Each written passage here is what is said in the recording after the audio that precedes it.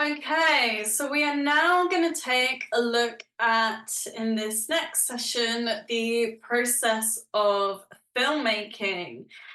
In our last session, we took a delve into some of the trending films over the past year or so, all the different genres of films and the different types of music that is used within those films, from the underlying score through to some of the custom songs, through to covers that are used, through to trailers as well. And so now I'm going to take a look at, as mentioned, the process of filmmaking. So, number one, the first phase in filmmaking is the development phase.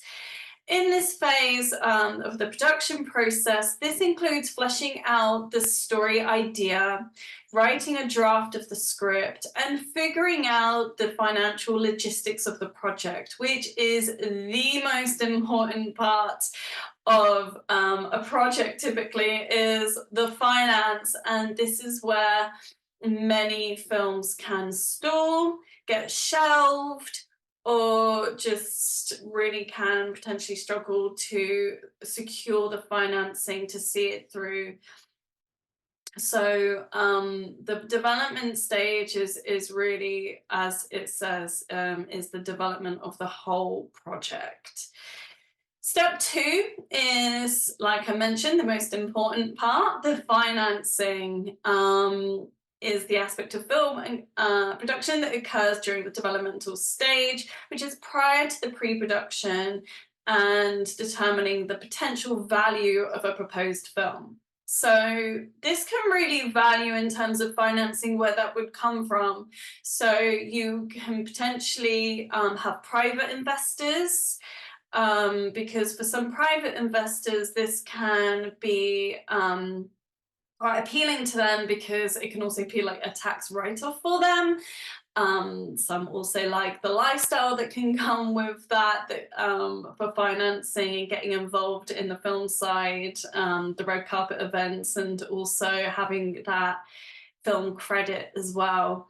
But then you can also have a lot of funding, like in Canada, when a lot of it comes from government funding, as they really support the arts, but there are a lot of check boxes that you need to meet in order to access that financing as well.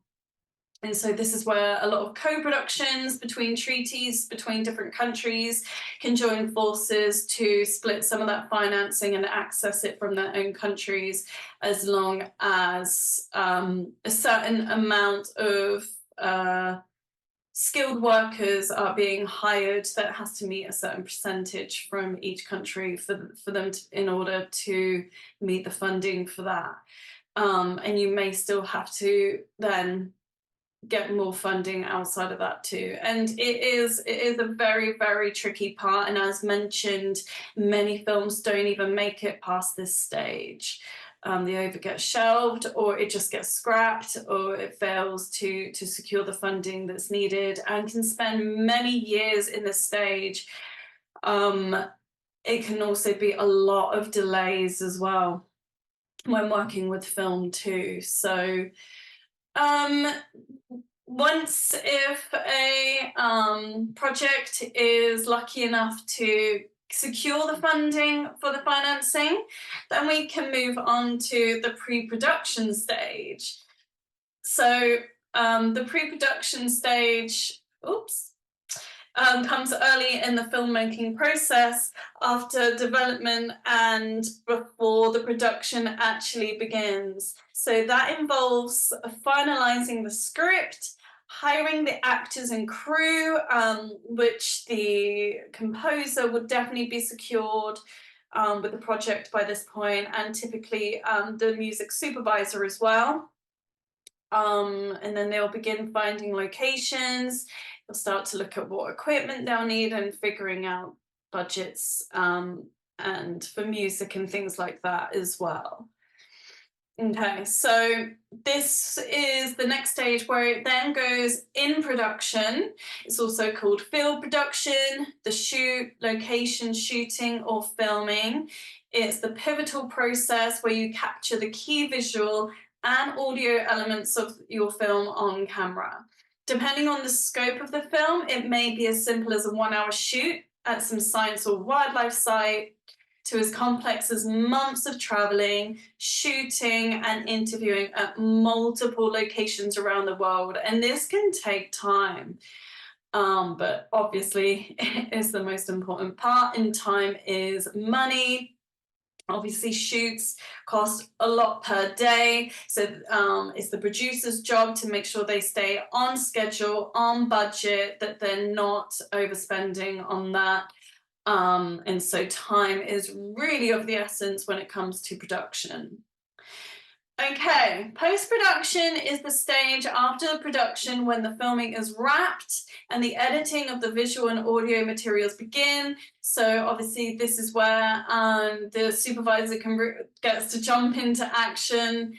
And this is when the deadlines start to get very, very real. The pressures are on and you have to clear a lot of licensed music. The composer is able then to start scoring to get the first edit down. And so, yeah, there can be a lot of stress in trying to clear songs as well very quickly and replacing songs if budgets can't afford because perhaps they might have overspent on the production itself. So then they look into the music budget that would have come out of the post side of things. And then you're still having to get as good music as possible or as close to what they wanted, but maybe with a little less budget that you had to begin with. So this also is obviously when it goes into editing, overdubbing, sound effects, and everything involved with the post side of things as well. Then there's a real focus on the film marketing side of things, which is being used to promote the film. Obviously, a huge, huge, huge amount of budget gets spent on the marketing side to bring the audiences to their films. And the film marketing is like storytelling, and it's the marketer's job to spark interest, to engage and connect with new audiences around the world.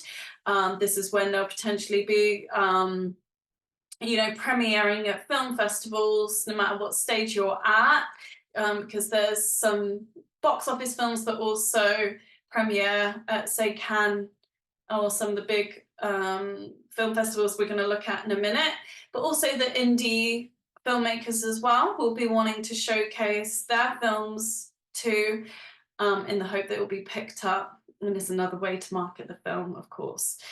Then we've got distribution. So they'll take on typically a sales agent who will help sell the film.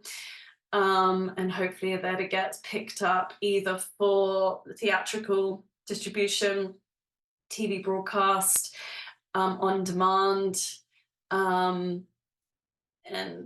obviously a lot of them with Netflix and Prime and things like that. So